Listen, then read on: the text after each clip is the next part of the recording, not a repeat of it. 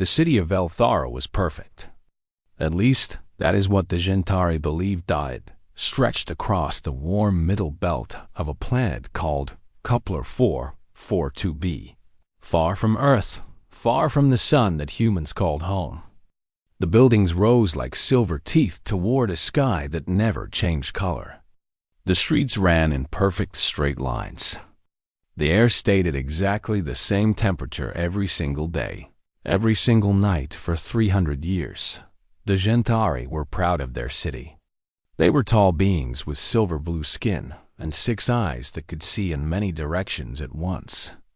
They had built ships that traveled faster than light. They had built machines that could bend gravity like a child bends a piece of wire. They had solved problems that humans were still struggling to understand. But there was one thing the Gentari feared more than anything else. They feared chaos. To the Gentari, chaos was the enemy of everything good. Chaos meant things happening without a plan. Chaos meant surprises. Chaos meant emotions that could not be predicted or controlled. And nothing in the universe, they believed, created more chaos than weather. 300 years ago, the rulers of Velthara had installed atmospheric controllers across the entire city. These massive machines floated high in the sky, invisible to those below, and they controlled everything. They decided when clouds would form and when they would disappear. They decided how much rain would fall and exactly where it would land. They made sure the temperature never went up or down by even a single degree. And most importantly, they made sure it never snowed. The Gentari had studied humans for a long time. They had captured radio signals and television broadcasts that traveled through space from Earth. They had watched human movies and listened to human music. They had read human books that floated through the cosmos as digital signals. And they had seen what snow did to humans. Snow made humans act strangely. When snow fell, humans would run outside and spin in circles with their arms spread wide. They would fall backward into piles of snow and wave their arms and legs to make shapes they called angels. They would pack snow into balls and throw it at each other, laughing and screaming. They would build figures out of snow and put hats on them and pretend they were alive. Snow made humans inefficient. It blocked roads. It stopped transportation. It made people late for work. It caused accidents. It disrupted every schedule and ruined every plan. But worst of all, snow made humans feel things. Big, unpredictable, uncontrollable things. Joy, wonder, nostalgia, hope. The Gentari wanted none of this in their perfect city. So snow was banned. Not just discouraged. Not just regulated. Completely and totally prohibited under Civic Code 7749, punishable by fines and imprisonment. Commissioner Vrethel was the one who enforced this law. She was taller than most Gentari, with skin the color of a frozen lake and eyes that never seemed to blink at the same time. She had held her position for 60 years, and in all that time, not a single snowflake had fallen on Velthara. She was proud of this record. Humans had come to live in Velthara about 200 years ago. They came as traders at first, then as workers, then as permanent residents. Now, there was an entire district of the city where humans lived, worked, and raised their children. The Gentari called it the Offworld District. The humans called it Little Earth. The humans in Little Earth had tried to keep their traditions alive. They celebrated something called Christmas every year in the month of December. But the celebrations were sad and hollow compared to what their ancestors had known on Earth. There were no real trees, so they used holographic ones that flickered with artificial light. There were no real decorations, so they used projections approved by the Cultural Integration Bureau. There were no real presents wrapped in paper, because paper was considered wasteful and inefficient, and there was no snow. Never any snow? The human children who were born in Velthara had never seen snow. They had only heard about it in stories told by their grandparents, who had heard about it from their grandparents. Snow had become a myth to them, like dragons or magic carpets. Something beautiful that existed only in imagination.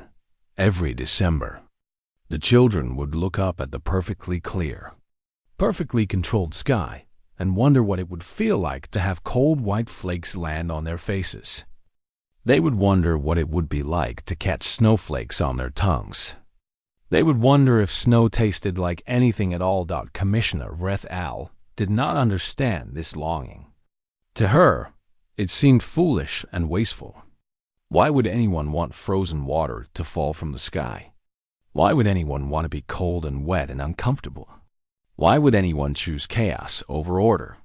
She did not understand, and she did not try to understand. Understanding humans was not her job. Controlling them was. On this particular December night, Commissioner Vrethel sat in her office high above the city, reviewing reports and checking schedules. Everything was proceeding according to plan. The atmospheric controllers were functioning perfectly. The temperature was exactly where it should be. The sky was clear and would remain clear. Then her communication device began to flash with an urgent alert. She pressed the button and a holographic display appeared before her. It showed a map of the star system with Kepler 442b at the center. And there, at the very edge of the system, was something that should not exist. A vessel had been detected. A small vessel moving toward the planet at impossible speed. The sensors said it was made of wood. Wood, a material that could not survive the vacuum of space, that could not withstand the radiation of interstellar travel, that could not possibly be used to build a spacecraft. But there it was. Even stranger were the heat signatures that surrounded the vessel. 8 of them, arranged in a V formation in front of the wooden craft, as if they were pulling it through space. The signatures matched no known species in any database. They were warm-blooded, four-legged, and according to the confused sensors, they were running through the emptiness between stars as easily as animals run across a field. Commissioner Vrethel stared at the display, all 6 of her eyes blinking in confusion for the first time in decades. The vessel was heading directly for Valthara, and nothing in her 300 years of protocols had prepared her for something like this. She reached for her communicator and began issuing orders. The defense grid must be activated. The interceptor fleet must be scrambled. This anomaly must be stopped, scanned, and processed according to proper procedure. Whatever this thing was, it would not disrupt her perfect city. She was absolutely certain of that. She was also absolutely wrong. The Gentari defense grid was the most advanced system in 3 star systems. It had stopped pirate fleets. It had deflected asteroids.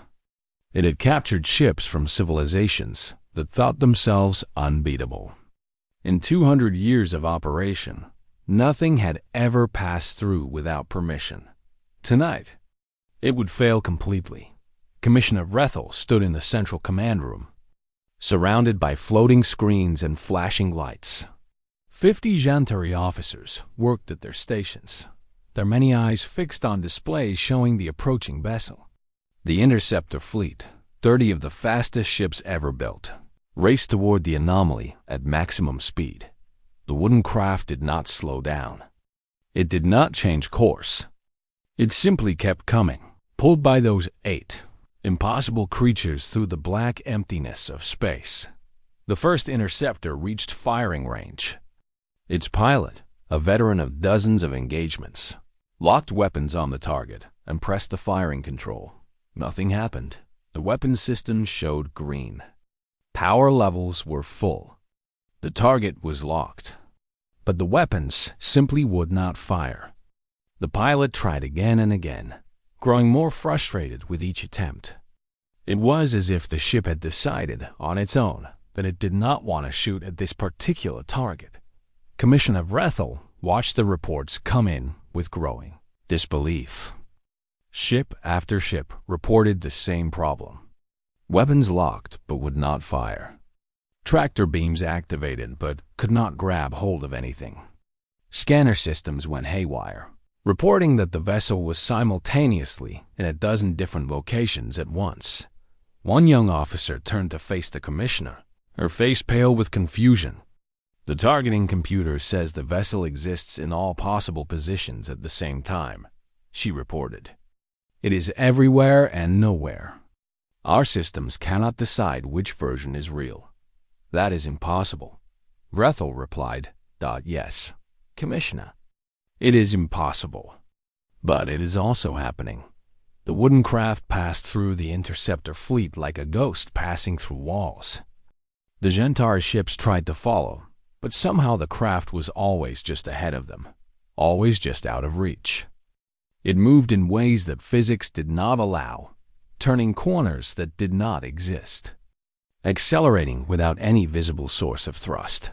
Within minutes, it had entered the atmosphere of Kepler-442b. The atmospheric controllers detected the intrusion immediately. They activated their defense protocols, trying to create wind shears and pressure barriers to push the vessel away. But the craft sailed through every obstacle as smoothly as a boat sailing across calm water. The reindeer, for that is what the creatures pulling the craft appeared to be, ran through the sky as easily as they had run through space. Commissioner Vrethel left the command center and took a transport to the central plaza. If this vessel was going to land, she wanted to be there personally.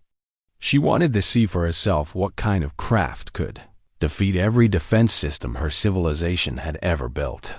She arrived just in time to see the wooden sleigh descend from the sky. It was red and gold, decorated with patterns that seemed to shift and change when she looked at them directly. The reindeer that pulled it were magnificent creatures, with antlers that caught the city lights and coats that shimmered like fresh snow.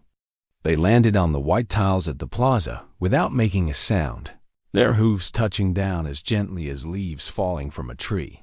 Security drones surrounded the sleigh within seconds. Gentari soldiers emerged from every direction, their weapons raised, their 6 eyes fixed on the anomaly. A perimeter was established.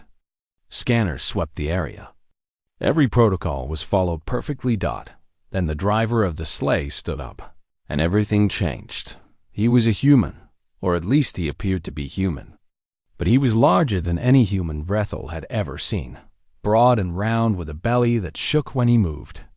His clothing was red with white trim, thick and warm, despite the perfectly controlled temperature of Velthara.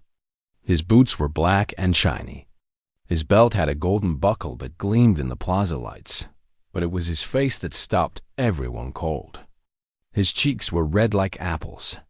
His nose was round like a button. His beard was white and full, flowing down his chest like a frozen waterfall. And his eyes twinkled with something that the Gentari had no word for, something that their language had never needed to describe. The man climbed down from his sleigh, moving with surprising grace for someone of his size. He stretched his arms and looked around at the soldiers and drones, pointing weapons at him. He did not seem worried. He did not seem afraid. He seemed, if anything, amused. "Ho, ho," he said, and his voice carried across the entire plaza without any amplification. His laugh was deep and warm, like a fire on a cold night. "Do not move," Vrethel commanded through her communicator, her voice broadcast through every drone and loudspeaker in the area. "You are in violation of Atmospheric Entry Protocol 221. You will submit to scanning and questioning immediately." The man in red reached into his sleigh and pulled out a leather sack. The scanners went wild, their displays filling with impossible readings. The sack appeared to be 4-dimensional, containing far more space inside than outside. The mass sensors reported that the contents of the bag weighed more than the entire city of Velthara. "Commissioner Vrethel," the man said, smiling at her with those twinkling eyes. "I do believe I am a bit late for some children here." He pulled a glowing golden scroll from his coat and examined it. "According to my records, you have been on the naughty list for 300 years. All those children who wrote to me asking for snow, and you never let them have even a single flake. Tisk, TSK. Rethel felt something she had not felt in decades. Confusion. Real, deep, genuine confusion. Her 6 eyes blinked out of sync as she tried to process what was happening. "Who are you?" she demanded. "How do you know my name? How did you bypass our defense systems?" The man tucked his scroll away and spread his arms wide. "I am known by many names on many worlds," he said. "But on Earth, where these children came from, they call me Santa Claus." He stepped forward, and somehow the soldiers found themselves stepping back. "I have been delivering gifts since before your species learned to count. I have traveled to worlds you have never heard of. I have brought joy to creatures you cannot imagine." His smile remained warm, but his eyes grew serious. "Your defense systems are very impressive, but they were designed to stop things that follow rules." He winked at her. "I follow something much older than rules." News spread through Velthara like fire through dry grass.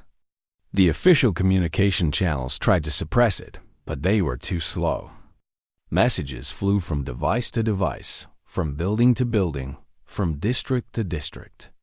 Something impossible had landed in the central plaza. Something wonderful. Something that the human elders recognized from stories told in whispers and dreams. Santa Claus was here. The real one. From Earth. In the off-world district, lights began to turn on in windows that had been dark. Doors that had been locked for the night swung open. Human families poured out of their homes, parents and children and grandparents, all moving toward the central plaza, with expressions of disbelief and desperate hope on their faces. They brought their Jantari neighbors with them. "Come see," they said, pulling at silver-blue arms with human hands. "Come see what we have been telling you about for 200 years. The Jantari did not understand. They did not know who Santa Claus was. They had heard humans mention the name during their strange December celebrations, but they had always assumed it was just another human myth. Another story that humans told to make themselves feel better about living so far from their home world. But the humans were crying now, tears running down their faces as they hurried through the perfect streets. These were not tears of sadness. These were tears of something the Jantari had never seen before. Joy so big that it could not stay inside. Hope so bright that it leaked out through the eyes. Commissioner Vrethel watched the crowd grow from her position near the sleigh. More and more people filled the plaza, humans and Jantari mixed together, all staring at the impossible man in red. She should disperse them. She should restore order. But something stopped her. Something in the way the humans looked at this stranger made her hesitate. The children pushed to the front of the crowd. There were hundreds of them now, human children with round eyes and Jantari children with 6 eyes, all staring at Santa Claus with the same expression. Wonder. Pure. Simple wonder. One human girl managed to push through the security drones and soldiers. She was small, maybe 9 years old, with dark hair braided down her back and eyes the color of chocolate. She wore simple clothes, the kind that humans in the off-worlder district could afford. She was shaking, but not from cold. There was no cold in Velthara. Her name was Maya, and she had been born on this planet. She had never seen Earth. She had never felt real wind or real rain. She had never seen snow except in old pictures and older stories. Her grandmother had died 2 years ago, but before she died, she had told Maya everything she remembered about winters on Earth. The white blankets covering the ground. The icicles hanging from rooftops. The way snowflakes looked when you caught them on your hand and watched them melt on. Maya had listened to every story. She had memorized every detail. And when she was very young, only 2 years old, she had written a letter. She had written it in clumsy child handwriting on a piece of paper she had found in her father's desk. She had asked for snow. Just a little bit of snow. Just enough to know what it felt like. She had hidden the letter under her pillow, the way her grandmother said children on Earth used to do. And in the morning, the letter was gone. Her mother must have found it and thrown it away. That was what Maya had always believed. Now she stood before the man in red, looking up at his kind face and twinkling eyes. "Are you really him?" she asked in a voice barely louder than a whisper. "Are you really Santa Claus?" Santa Claus knelt down, bringing his face level with hers. His movements were gentle, careful, like someone handling something precious. He looked at her with those strange, ageless eyes, and Maya felt like he was seeing not just her, but everything she had ever been and everything she would ever become. "I am, little one," he said. "And I believe you wrote me a letter 7 years ago." Maya's heart stopped. The crowd went silent. Even Commissioner Vrethel leaned forward, all 6 of her eyes focused on the small human girl. "You asked for snow," Santa continued, his voice soft, but somehow still carrying to every ear in the plaza. "You asked why the sky never gave you anything beautiful. You said you wanted to catch a snowflake on your tongue, just once, to see if it tasted like your grandmother said it did." Maya's eyes filled with tears. "You got my letter," she said. "You actually got it."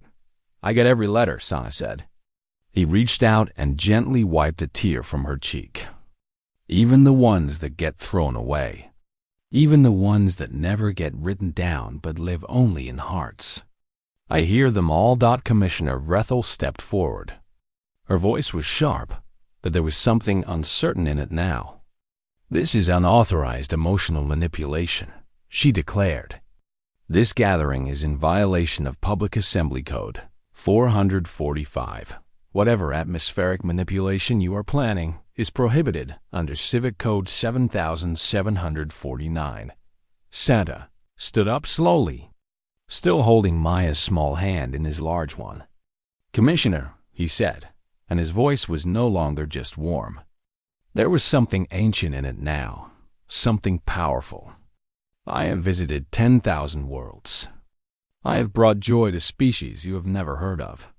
I have seen civilizations rise and fall, stars be born and die. And in all my travels, across all the endless centuries, I have learned one truth." He gestured with his free hand at the children gathered around him. Human children with tear-streaked faces. Gentari children with wide, curious eyes. All of them looking at him like he was the answer to a question they had not known. They were asking. "Children are the same everywhere," Santa said. "It does not matter if they have 2 eyes or 6. It does not matter if their skin is pink or silver blue. It does not matter if they breathe oxygen or methane. They all need the same things." He let go of Maya's hand and reached into his bag. He pulled out a small crystal sphere that glowed with inner light. The scanners went wild again, but Vrethel barely noticed. "They need wonder," Santa said. "They need magic. They need to believe that the universe contains things that cannot be explained, only experienced. They need to know that sometimes beautiful things happen for no reason at all, except that the universe wants them to happen." He held up the sphere, and everyone in the plaza could see something swirling inside it. Something white. Something cold. Something that had not existed in Velthara for 300 years. "You banned snow because you feared chaos," Santa said to Commissioner Vrethel. "But chaos is not the enemy of order." He looked around at the crowd, at the humans and Gentari standing together, at the children watching with held breath. "Joylessness is." Santa Claus raised the crystal sphere above his head. The light inside it grew brighter, pulsing like a heartbeat, like something alive and waiting to be born. The crowd held its breath. Even the security drones seemed to pause, their weapons lowering slightly as if they too were caught in the moment. Commissioner Vrethel felt fear for the first time in 60 years. Not fear of the man in red. Not fear of the impossible magic he carried. Fear of what would happen next. Fear of change. Fear of everything she had worked for 300 years to prevent. Stop. She commanded, but her voice came out weak and uncertain. I order you to stop. Sana looked at her with those twinkling eyes, and for a moment she saw something beyond the jolly exterior. She saw age beyond counting. She saw wisdom beyond understanding. She saw power that made all her defense systems look like children's toys. Commissioner, he said gently, some orders are not meant to be followed. He spoke a single word. It was not in any language that anyone in the plaza recognized. It was not in Gentari or human tongue or any of the 1,000 languages in the galactic database. It was older than all of them. It was the language of starlight and silence, of hope and dreams, of every wish ever made on a falling star. The crystal sphere shattered, but it did not break into pieces. It broke into light. Pure, brilliant white light that shot upward into the sky like a fountain made of diamonds.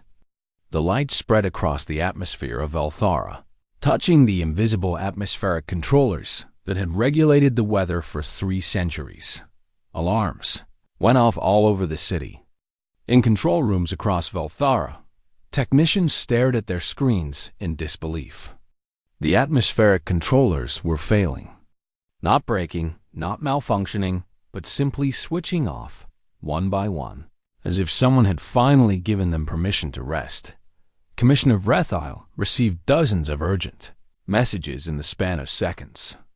Atmospheric Controller 7 is offline. Controller 12 is not responding. Controllers 20 through 30 are in standby mode. We cannot explain what is happening. We cannot stop it. We have lost control. She looked up at the sky. For the first time in 300 years, clouds were forming over Velthara. Real clouds, not programmed ones. They gathered and swirled and darkened, moving in patterns that no algorithm had designed. Then the first snowflake fell. It drifted down slowly, spinning and tumbling through the air, catching the lights of the city as it descended. Maya saw it coming. She reached up with both hands, holding her breath, watching as the tiny white miracle floated toward her. It landed on her palm. She felt the cold for the first time in her life. Real cold, not the regulated temperature of her home, but actual freezing air touching her skin. She watched the snowflake rest on her hand for a moment, perfect and beautiful. A tiny star made of ice. Then it melted, and she laughed. It was a sound unlike anything Velthara had heard in centuries. Pure joy, bursting out of a child like light bursting from the sun. Other children began to laugh too, human and Gentari alike, as more snowflakes fell around them. The snow came faster now. It fell in waves, covering the perfect white tiles of the plaza in soft powder. It landed on silver-blue Gentari skin and pink human faces. It settled on the shoulders of security drones and the antlers of patient reindeer. It transformed the geometric perfection of Velthara into something wild and wonderful and alive. Human adults who had been born on Earth began to cry. They had not seen snow since they were children themselves, since they left their home world to seek fortune among the stars. Now it was falling again, here, in the last place they ever expected to see it. They raised their faces to the sky and let the snowflakes land on their cheeks. They stuck out their tongues to catch the cold white flakes, just like they had done as children. They laughed and spun and hugged each other and forgot, for a moment, all the years of regulated efficiency and controlled emotions. The Gentari children had never experienced anything like this. They stood frozen at first, their 6 eyes trying to track individual snowflakes as they fell. It was too much information, too much chaos, too much beauty all at once. A young Gentari boy named Kethan, barely 5 years old, was the first of his species to react. He opened his mouth and caught a snowflake on his tongue, the way he had seen the human children doing. His mother moved to stop him. Surely eating unscheduled precipitation violated some regulation. Surely consuming atmospheric phenomena was dangerous. Surely this chaos would harm her son. But then she saw his face. Cathan was smiling. Gentari rarely smiled. It was considered inefficient, a waste of facial muscles that could be used for more practical expressions. But here was her son, standing in the falling snow, with a smile so wide that all 6 of his eyes crinkled at the corners. "Does it taste like nothing?" he said in wonder. "But it feels like everything." His mother did not know what to say. She did not know what to do. So she simply stood there, watching her son discover joy for the first time. Santa moved through the crowd, reaching into his bag and pulling out gifts. His movements were impossible to follow. One moment he was here, the next moment he was there, and children of every species found presents appearing in their hands. Human children received toys their parents could never afford. Dolls that felt like silk. Spaceships that actually flew.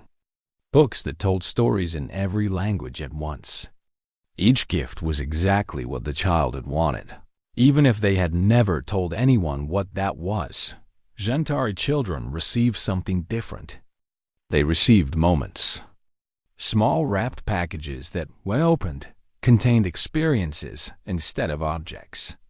One girl unwrapped a music box that played a melody that was mathematically imperfect.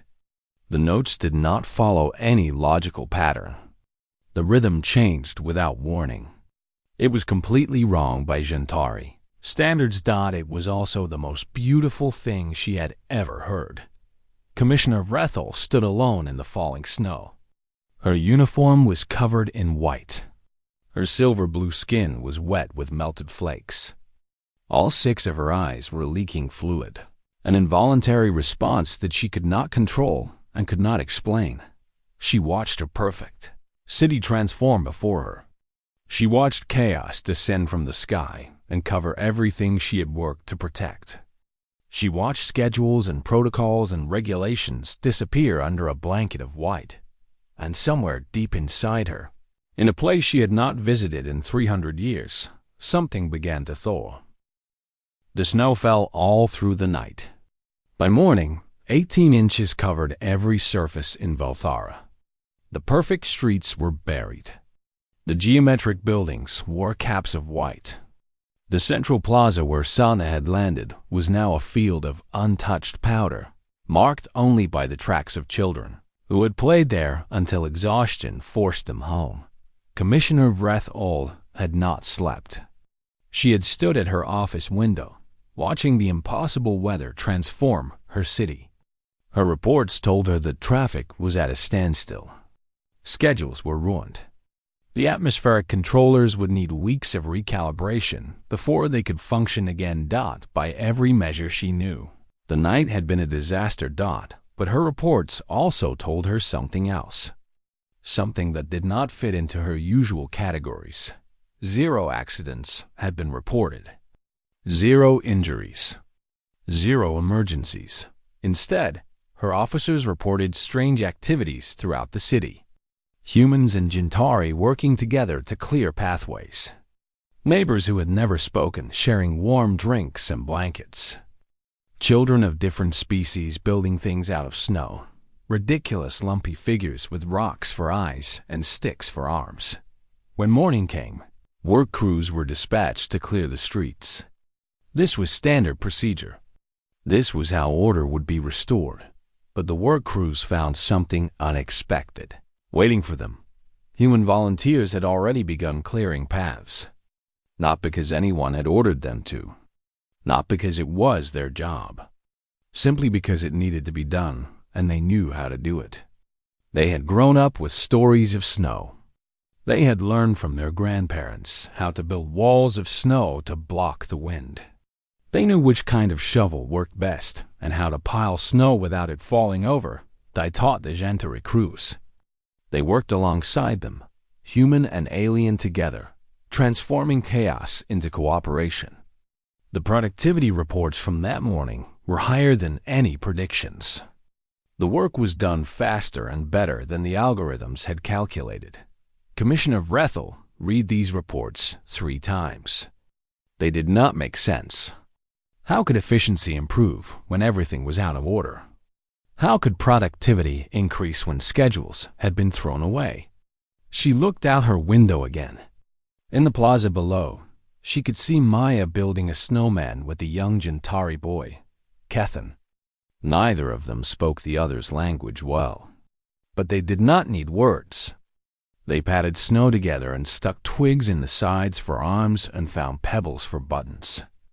When Maya put her scarf around the snowman's neck, Kethan clapped all four of his hands in delight. On her desk sat a small wrapped package. Santa had handed it to her last night, before he climbed back into his sleigh and disappeared into the sky with a wave and a ho, ho, ho. She had been afraid to open it. She did not know why. Now, watching the children play below, she reached for the package. The wrapping paper was red and gold, impossibly smooth, and came away at her touch without tearing. Inside was a small glass globe, the kind humans called a snow globe. She had seen them in cultural databases, but never held one. Inside the globe was a tiny model of Velthara, but it was not the Velthara she knew. This version had parks covered in white powder. It had children of all species playing together in open fields. It had trees, real trees with leaves that changed color. And high in the sky, where the atmospheric controllers should have been, there was nothing but open air and natural. Clouds, attached to the globe, was a note written in handwriting that seemed to shift between languages as she looked at it. The best regulation is the one that allows room for wonder, it said. Merry Christmas, Commissioner. You have been moved to the nice list. Rethel held the snow globe in her hands for a long time. She shook it and watched the tiny snowflakes swirl around the tiny city. She watched them settle on the tiny parks and tiny children. Something wet landed on the glass. She realized with distant surprise that she was crying again. The Gentari Council convened an emergency session that afternoon. The topic was the December incident and what to do about it. 17 hours of debate followed. Arguments were made. Data was presented. Voices were raised and lowered and raised again. Commissioner Vrethal was asked to testify. She was expected to demand punishment for the chaos that had been caused. She was expected to argue for stronger atmospheric controls, for higher penalties, for measures that would ensure nothing like this ever happened again. Instead, she placed the snow globe on the table in front of the council and told them about a human girl named Maya who had written a letter when she was 2 years old. She told them about a Gentari boy named Kethan who had discovered something that tasted like nothing but felt like everything. She told them about work crews that performed better without schedules than they ever had with them. And she told them what the man in red had said to her. Chaos is not the enemy of order. Joylessness is. The vote was close. It took 3 rounds before a decision was reached. But in the end, the council approved a new regulation. Snow would be permitted in Velthara for 14 days each year. Beginning on December 24th, the atmospheric controllers would be reprogrammed to allow for natural winter weather during this period. Officially, it would be called the Human Cultural Integration Festival. Everyone knew what to really call it. Christmas. Commissioner Vrethel cast the deciding vote. When reporters asked her why, she said only this: the equations were incomplete. Joy is a variable we failed to account for. That night, she went to the plaza where the snowman still stood. Maya and Kethan had gone home hours ago, but their creation remained, lumpy and imperfect and wonderful. Vrethel stood before it, alone in the quiet night, looking at its pebble smile and stick arms. On impulse, she removed her official commissioner's badge and placed it on the snowman's chest. Then she turned and walked home through the melting snow. Somewhere far away, in the spaces between stars, a wooden sleigh pulled by 8 impossible reindeer continued its endless journey. Santa Claus sat at the reins, humming a carol that had been old when the universe was young. He pulled out his list and found the entry for Veltera. With a smile, he made a note in golden ink. Some worlds take longer than others, he said to the reindeer. But they all learn eventually. The sleigh sailed on through the darkness, carrying joy to wherever it was needed next. Behind it, on a small planet in a distant star system, a city that had never known real winter was learning what humans had always known, that sometimes the most beautiful things are the ones you cannot control. That sometimes chaos and order are not enemies, but partners. That sometimes, on cold December nights, miracles fall from the sky like snowflakes, and at Christmas, no matter how far you travel from home, always finds a way